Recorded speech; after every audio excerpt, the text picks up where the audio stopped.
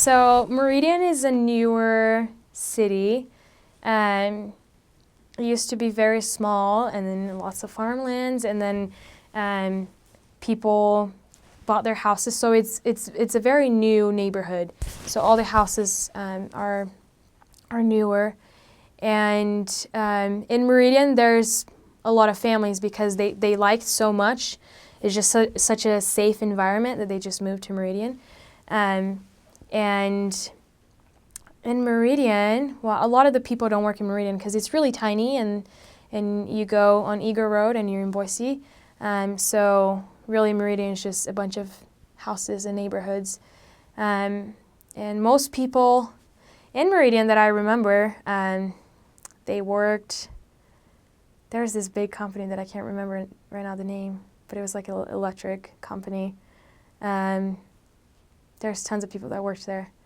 And there is a lot of assisted living houses and homes in Meridian, and I got to visit a lot of elderly people, and that was such a fun experience, just to help them, and that was really fun. But Meridian, it was most like just families, younger kids, and just families that moved from different places. So I haven't really met a lot of people that were like born and raised in Idaho and had their families there. Most people were from different places, from California or Arizona or from Utah. So that was really fun.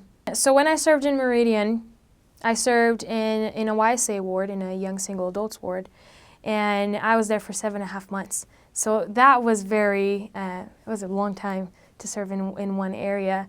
But I taught a lot of people that had gone out of prison. And my mom was very scared at it because I would email her and she would always be like, "Don't, make sure that like when you go home, like nobody's around you." And she was very funny about it. But it was just so cool to teach those people and just know that they were trying so hard to change their lives and to get out of, whatever they've done in the past or whatever addiction they were on. So a lot of the people that I taught in YSA were men and were in probation or parole, or lived in a halfway house. And so it was very humbling to me to just know, see them struggle and just know how much the gospel would bless them and how much the gospel has blessed me and kept me from being in trouble, But I think one of the experiences I have in that area, when I served in Meridian, there was this guy, so me and my companion, we went to this house to contact one of the less active members that lived in that house. And we knocked on the door, and he had moved out from that apartment, but he had different roommates. And we talked to this guy, his name is Oliver, and we talked to him a little bit about the gospel, and he was like, "Yeah, sure, you can come back." And so we went back, and we taught him about 2 lessons. And then we just didn't teach him anymore. I think he just was busy and just things didn't work out. And then when I got back from my mission, just recently, I got a text from him and on Facebook, and he told me that I'll just read it because I thought it was really cool. He said, "Hey, I don't know if you remember me, but I do remember you. Recently, I randomly thought of you, Sister Rebello, and I hope that you and your companion are loving life right now. What you two brought to my door was awesome, and I'm very, very thankful for it. I'm not very good at wording things like this, but long story short, I needed something like that in my life at that time, and it really brought my optimism back to life. I hope that made sense." And it was just like this sweet little message that he sent that it reminded me that there's a lot of people that you get in contact in the mission that you might teach 1 or 2 lessons, or you maybe have talked on the street, that you never really see the fruits, you never really know what happened.